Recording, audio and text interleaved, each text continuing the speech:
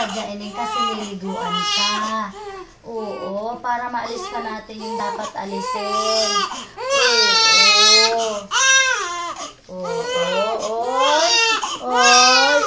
Aalisan ng sabon ang kamay, baka biglang magsupsok.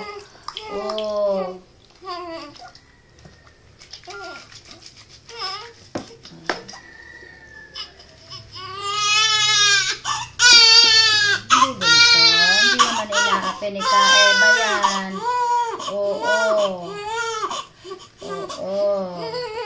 Ini pa yung konting bulak. Okay, tapos na. Ayan, may bulak dyan. Are, sa aming akin lang. Alam mo kasi ito ay girl. Hugas pipi. Tayo ito nilili.